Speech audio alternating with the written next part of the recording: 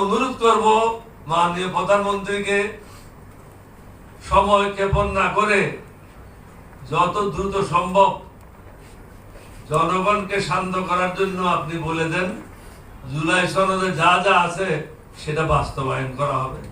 কারণ এটা তো আপনিও ওয়াদা করেছেন, আপনার দলের অনেকে ওয়াদা করেছেন। ৭২-এর সংবিধান সম্বন্ধে আপনার আম্মা কি বলেছে এটা সুরে ফেলে দিতে হবে। ফখরুল ইসলাম কি বলেছে এটা কোনো সংবিধানই না। আমি এই বক্তব্যগুলি কাটিংগুলি রেখে দিয়েছি। আপনাদের দলের লোকেরাই তো বলছে এটা সংবিধান না। আমরা তো অনেক পরে এসে বলছি কথাগুলি। সংবিধান তো মানুষকে দমন করার জন্য না, সংবিধান হচ্ছে মানুষকে আনন্দ সুখ দেওয়ার জন্য, সুবিচার নিশ্চিত করার জন্য। আমাদের দেশে কি সুবিচার আছে? না। ল মিনিস্টার টেলিফোন করে জজ সাহেবকে শাহরিয়ারকে ছেড়ে দিল, 6 মাসের জন্য দিয়ে দেন, বন্ধ করে দিল। বিচার ব্যবস্থা নাই। বিচার ব্যবস্থা হলো আমার জন্য আর মামুর জন্য, চাচার জন্য আর বাতিজার জন্য কোনো আইন নাই। পুলিশকে আপনি ডাকবেন, আপনার জন্য যাবে না।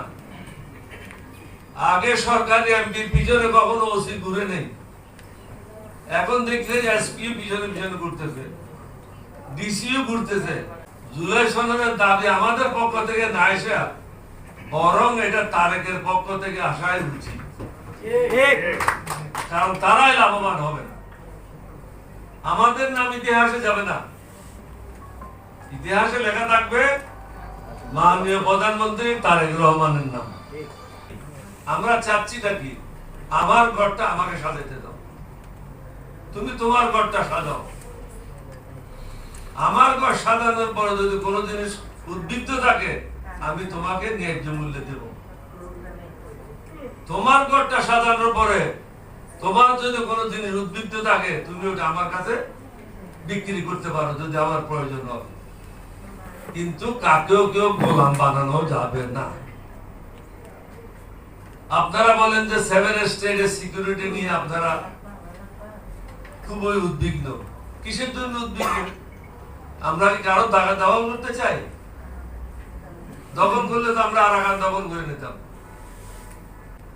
1992 সালে তো সুযোগ ছিল, আমি গিয়েছিলাম, নেগোসিয়েট করেছিলাম রোহিঙ্গাদের, এবং আমার এই নেগোসিয়েশনের ফলে রোহিঙ্গারা ফিরে যায়। তখন ছিল তানসুই, তাকে আমি থ্রেট করেছিলাম, তুমি যদি ফিরে না নাও 24 ঘন্টার মধ্যে আমি তোমার আরাকান আক্রমণ করব।